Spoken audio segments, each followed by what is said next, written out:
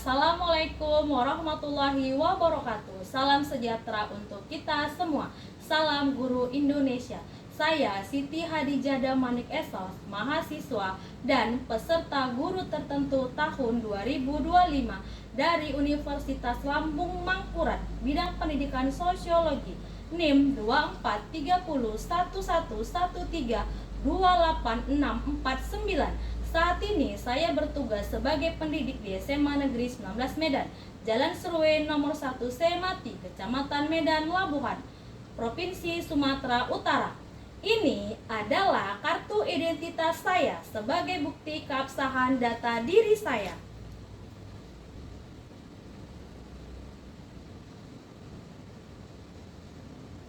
Video pembelajaran ini merupakan dokumentasi pembelajaran saya menggunakan pendekatan deep learning dalam prosesnya. Semoga bermanfaat dan selamat menyaksikan. Assalamualaikum. Waalaikumsalam warahmatullahi wabarakatuh. Selamat pagi. Pagi, Bu. Apakah semuanya hari ini hadir ketua kelas? Siap beradik semuanya, Bu. Alhamdulillah semuanya hadir ya. Sebelum kita belajar, marilah kita berdoa terlebih dahulu. Ketua kelas, mohon pimpin doanya. Oke teman-teman, sebelum kita memulai pembelajaran hari ini, alangkah baiknya kita berdoa menurut agama dan kepercayaan yang kita anut masing-masing. Berdoa dimulai.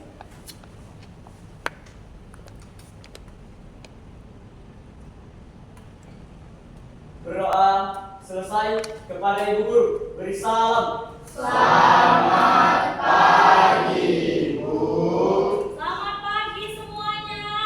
Gimana kabarnya hari ini? Baik, Bu. Bagaimana perasaannya hari ini? Baik. Moodnya juga baik? Baik. Ada yang sedih hari ini? Ada. Ada yang ngambek? Moodnya baik semua berarti ya? Alhamdulillah ya. Nah, sebelum kita belajar, marilah kita menyanyikan lagu nasional untuk meningkatkan rasa nasionalisme kita. Siapa yang bisa memimpin, Nak? Ya, terima kasih Aurel, silakan maju ke depan. Baik, teman-teman, silakan duduk.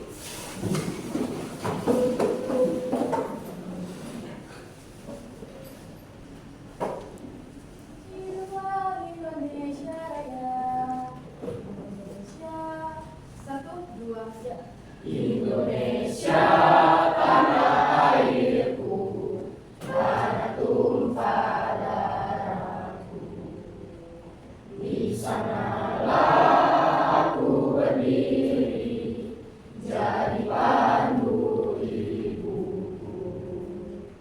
Indonesia kebangsaanku, bangsa dan tanah airku. Marilah kita berseru, Indonesia bersatu. Hiduplah tanahku, hiduplah negeriku, bangsaku, rakyatku semuanya. Bangunlah jiwanya, bangunlah badannya, untuk Indonesia Raya. Indonesia Raya, merdeka, merdeka, tanahku, negeriku yang ku cinta. Indonesia Raya, merdeka, merdeka, hiduplah Indonesia Raya. Indonesia Raya, merdeka, merdeka, tanahku, negeriku yang ku cinta. Indonesia Raya, merdeka, merdeka, hiduplah Indonesia Raya. Terima kasih anak-anak ibu, silakan duduk. Nah, anak-anak ibu, coba ibu minta kalian untuk merapikan diri kalian. Ayo dirapikan dulu bajunya, ya, dirapikan dulu semuanya. Sudah rapi? Ya, sudah rapi, sudah cantik semuanya. Nah, hari ini kita akan membahas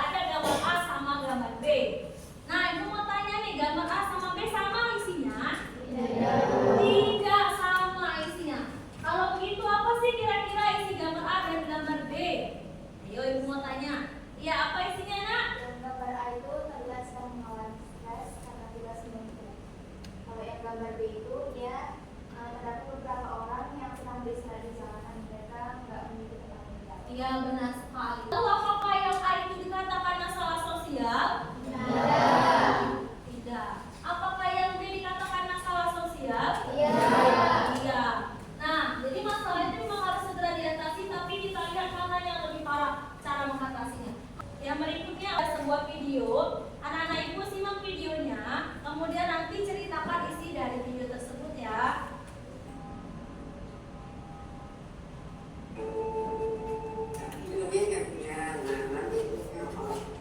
sempit gantian kita nenek bangun anaknya masuk ya semua anaknya deh hingga anak cucu menilai bismillah hari-hari yang anggap kalau bangun jam 12 ya aku mau nyari wortel kalau dimulai juga malam jam 3 harus nyari wortel jam 3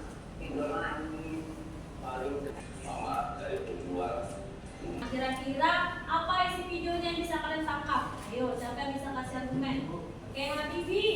Apa isinya, Habibi? Isi video di atas menjelaskan tentang kemiskinan yang terjadi di masyarakat, Bu. Karena bisa dilihat di video tersebut, untuk tidur saja masyarakat harus berganti-gantian atau bersif-sifan. Terima kasih, Habibi. Ada lagi yang menanggapi? Ada lagi? Ya, silakan Rizky Aditya. Sama seperti yang Bibi tadi, Bu, tapi di sisi lain juga dikatakan bahwa di video tersebut terjadi permasalahan sosial yang sampai ada istilah tawuran dan daerah tersebut didiskriminasi oleh Polda setempat jika dianalisis menurut sejarahnya, karena tingkat itu tadi, Bu, tingkat sumber daya manusianya yang jauh bisa dikategorikan jauh dari edukasi yang positif. Ya. Nah, anak-anak ibu di sini ada tugas, ya. Nah, tugasnya ini, ayo diskusi, ya. Ya, jadi tugasnya ini adalah mengidentifikasi permasalahan sosial yang terjadi di masyarakat di sekitar kita, ya. Nah, sebelum kita melaksanakan tugas ini, sebelum ibu bagi tugasnya untuk meningkatkan rasa semangat kita. Ya kan? Kita melakukan sedikit terlebih dahulu ya. Nah, tabung 1, tabung 1, tabung 1, tabung 2, tabung 3, tabung fokus, melihat, mendengar, mengingat, fokus. Ya, fokus ya. Ibu bagikan lembar soalnya ya. Kelompok 1 mana? Oke, sebelum ibu bagikan, ibu meminta anak-anak ibu untuk membentuk kelompok, ya, kelompok yang sudah ibu sepakati bersama, ya, kelompok yang sudah ibu buat. Silakan kalian bergabung ke kelompok kalian, ya, yang sudah ditentukan.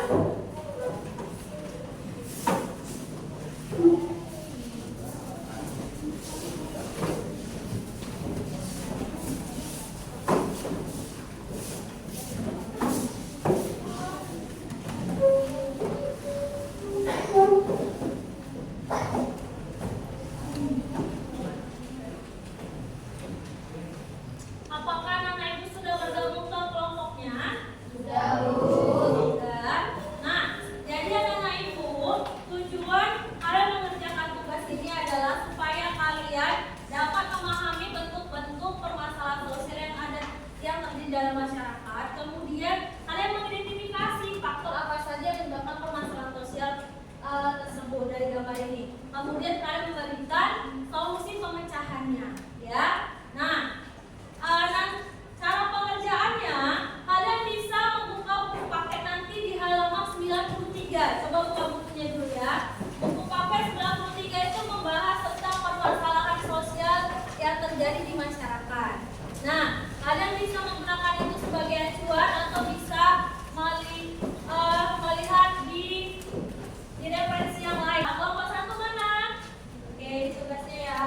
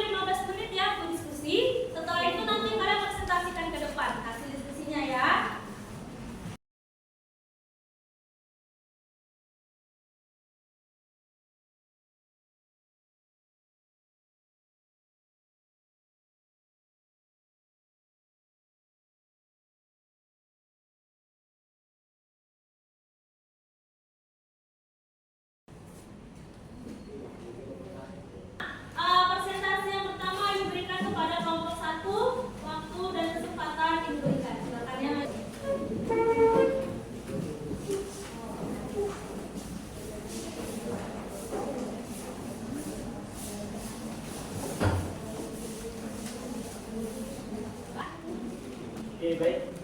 Selamat pagi semuanya. Nah, di sini kami dari kelompok 1 akan memaparkan penjelasan terkait tugas yang telah diberikan oleh Ibu. Di sini kami akan memaparkan tentang aksi tawuran yang menewaskan 2 orang dan termasuk tentunya hal ini pada permasalahan sosial. Jadi, yang pertama aksi tawuran. Kita harus tahu dulu nih, apa sih itu tawuran? Jadi, tawuran itu adalah salah satu masalah yang banyak terjadi dan tentunya serius di kalangan remaja, terutama pelajar.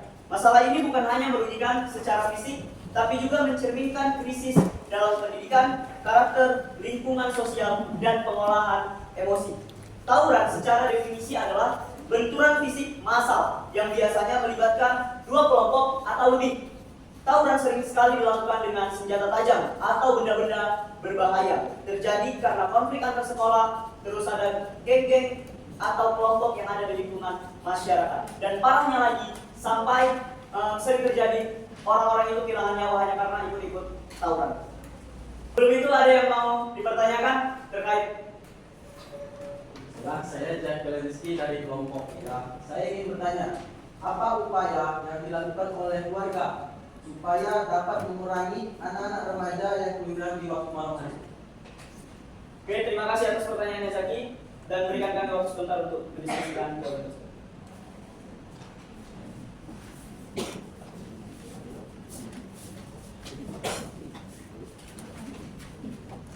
Oke, kembali perhatiannya. Di sini kami akan menjawab pertanyaan dari Zaki. Terima kasih atas pertanyaannya, Zaki. Nah, di sini saya akan mewakili kelompok saya untuk menjawab pertanyaan dari Zaki. Nah, menurut kami, cara untuk mengurangi anak remaja agar tidak keluyuran saat malam hari adalah dengan menciptakan suasana rumah yang nyaman.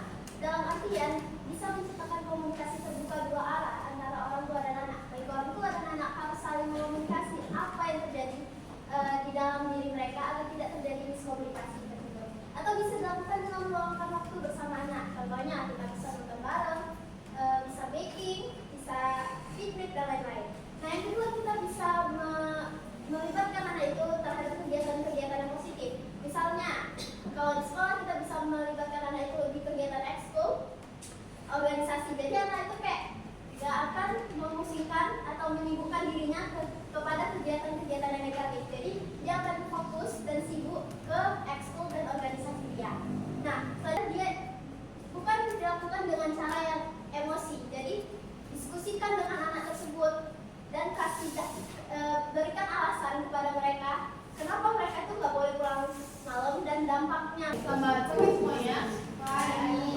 Jadi kami kelompok 2 kami akan memaparkan hasil diskusi kami tentang menganalisis sendiri kasusnya menggambarkan masalah sosial di masyarakat kemungkinan. Langsung saja kami akan memaparkan hasil dari diskusi kami. Dari pertanyaan pertama, apakah gambar di atas dapat dikatakan sebagai masalah sosial? Jelaskan alasannya. Gambar di atas sangat jelas menunjukkan kemiskinan yang terjadi pada masyarakat karena memiliki Mungkin teman-teman ada yang ingin ditanya atau yang tidak diketahui? Oke, Bapak Kompre ingin bertanya? Ya, silakan Bang. Perkenalkan, saya Fadlan dari kelompok 4. Di sini saya ingin bertanya, bagaimana cara mengurangi kemiskinan di Indonesia? Baik, izinkan kami untuk menjawab pertanyaan. Oke, bentar ya.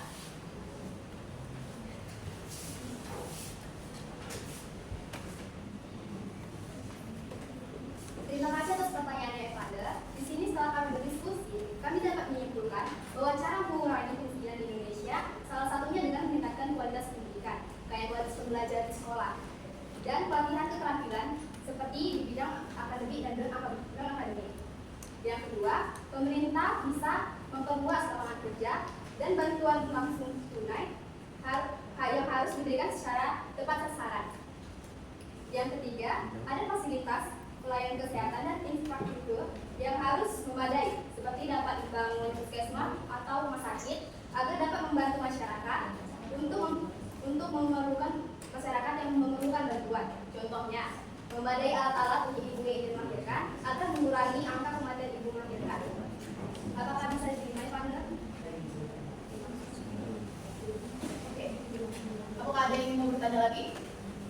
Jika tidak ada, izinkan kami mengakhiri hasil presentasi kami.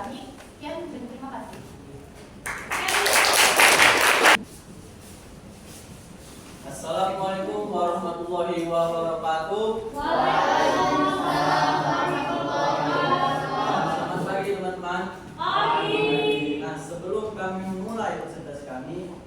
Alangkah baiknya kita perkenalan dulu.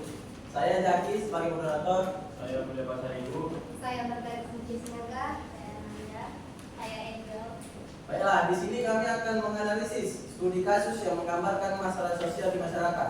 Nah, pada materi sebelumnya telah dijelaskan bentuk masalah sosial dan penyebab terjadinya serta upaya dalam mengatasinya. Maka identifikasi masalah sosial di atas yaitu apakah gambar di atas dapat dikatakan sebagai masalah sosial? Jelaskan alasannya yang akan dijawab oleh Mulia. Gambar di atas jelas menunjukkan permasalahan sosial, yakni kesenjangan pendidikan, menimbulkan ketidaksetaraan dalam mendapat pendidikan yang baik. Gambar di atas menunjukkan perbedaan dalam mendapatkan akses pendidikan yang berkualitas, mempengaruhi pengetahuan dan keterampilan seseorang sehingga menjadi penghambat penguasaan teknologi. Baiklah, yang kedua, menurut kalian siapakah pihak yang harus bertanggung jawab dalam mengatasi masalah sosial? Berilah alasannya yang akan dijawab oleh Margaret dan Ananda. Menurut kami, yang bertanggung jawab dalam mengatasi kesenjangan di bidang pendidikan adalah tanggung jawab bersama, melibatkan pemerintah, keluarga, dan masyarakat. Pemerintah memiliki peran utama dalam menyediakan akses dan kualitas pendidikan, sementara keluarga dan masyarakat juga memiliki peran penting dalam mendukung proses pendidikan yang akan dilakukan oleh teman saya.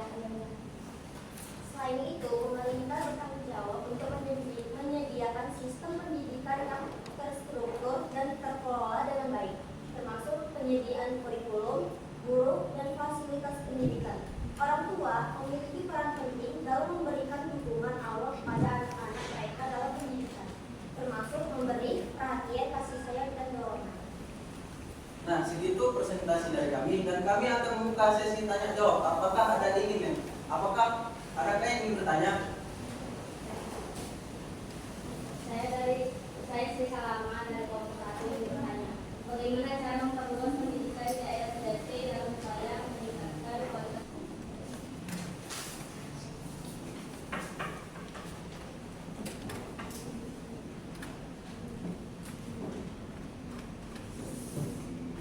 Terima kasih kepada Sri Salama. Kami akan mencoba menjawab dari pertanyaan Sri Salama yang akan dijawab oleh Angel.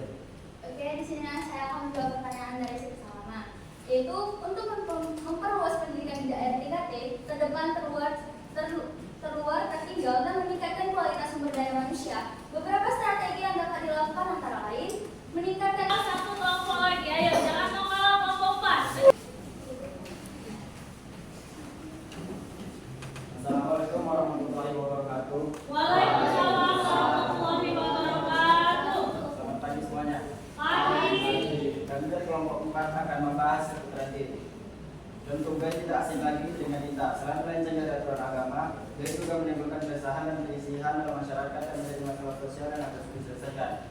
Sebelum kami diskusi kami, izinkanlah kami memperkenalkan diri terlebih dahulu. Perkenalkan, saya Alif Raihan. Saya Siti Rafa. Saya Margaret. Saya Fiana. Saya Najwa. Kita yang menjadi salah satu masalah sosial, yaitu 14 orang diciduk dan 8 diantaranya menjadi tersangka dalam pesta gay di Surabaya. Pada materi sebelumnya telah dijelaskan bentuk masalah sosial, dan penyebab terjadinya serta upaya dalam mengatasinya.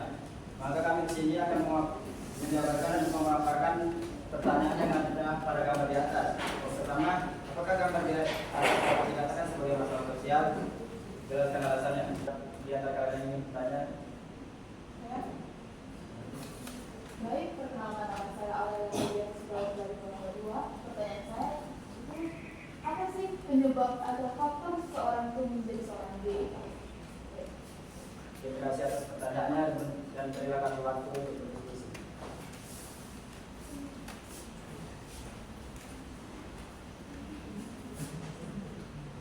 Terima kasih. Pertanyaan dari Aurel, apa penyebab seorang individu bisa menjadi seorang gay? Yang pertama itu faktor biologis. Dia ada peningkatan hormon atau hormon berlebihan kan. Dan itu yang kedua genetik atau keturunan, kaitan antara genetik dan orientasi seksual. Yang Sekianlah presentasi dari kami pamit undur diri. Wassalamualaikum warahmatullahi wabarakatuh. Waalaikumsalam. Beri tangan dulu ya.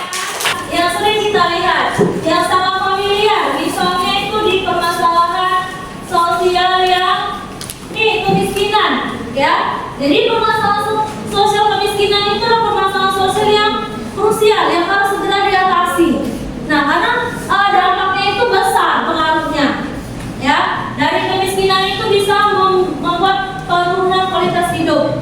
Ya, kita bayangkan kan, orang yang memiliki pendapatan yang rendah pasti itu akan berpengaruh terhadap tingkat pendidikannya. Dia susah untuk bersekolah, aksesnya untuk bersekolah, kemudian akses kesehatan itu sangat mempengaruhi. Nah, jadi semua yang dipresentasikan itu sudah ibu masuk kategori sudah memahami ya. Jadi anak-anak ibu sudah bisa memahami konsep dari permasalahan sosial yang ada, kemudian sudah bisa mengidentifikasi akar permasalahan dan memberikan solusinya. Nah, mari kita melakukan tepuk apresiasi karena keberhasilan kita dalam melakukan presentasi ya. Tepuk apresiasinya itu adalah tepuk wow, keren ya. Oke, bisa? Oke, kita buat ya. Tepuk apresiasi. Kasih B. Kasih O. Kasih B. Wow, keren. Bisa lagi? Keren. Sudah masuk kita. Nah, jadi pembelajaran hari ini tentang masalah sosial ya, semuanya sudah memahami dari permasalahan yang diberikan, tugas yang diberikan, kemudian kalian presentasikan dan dikuatkan lagi bahwa permasalahan sosial itu harus diselesaikan, harus diatasi karena masalah sosial itu memiliki dampaknya besar terhadap banyak orang ya. Jadi kondisi itu harus kita selesaikan karena kita ingin yang namanya hidup ini damai, tentram, bahagia ya kan, makanya harus diselesaikan. Nah, anak ibu, sebelum kita mengakhiri pembelajaran hari ini, kita SDK dulu yuk. Ya, SDK-nya tepuk cinta ya. Cinta. Cinta kecil. Cinta sedang. Cinta besar. Cinta semua. Ya, tugas di rumahnya buka buku paketnya halaman 112 ya. Halaman 112 itu ada 10 soal pilihan berganda. Kalian kerjakan di rumah. Kemudian ada juga soal uraiannya, bisa kalian kerjakan di rumah ya. Nah, yang di bawahnya itu ada buat poster. Ya, posternya itu tentang cara mengurangi masalah sosial. Jadi kalian buat posternya yang bagus, bagaimana cara mengurangi masalah sosial. Nah, tapi kalian harus buat dulu. Misalnya kalian buat dulu nanti di posternya, coba dicatat ya. Membuat poster penyelesaian masalah sosial. Membuat poster penyelesaian masalah sosial. Yang pertama, carilah gambar tentang masalah sosial. Carilah gambar tentang masalah sosial ataupun berita ya, ataupun berita. Kemudian identifikasi faktor penyebabnya, dan berikan solusi pemecahannya.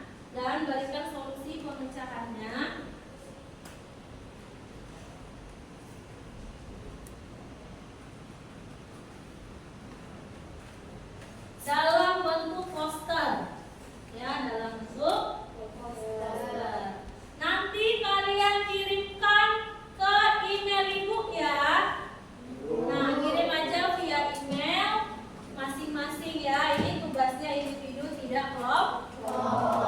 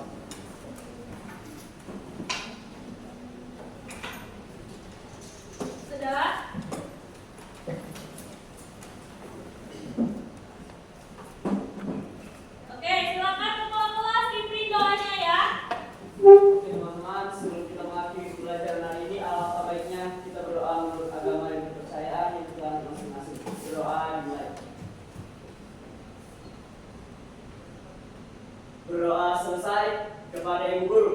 Beri salam. Selamat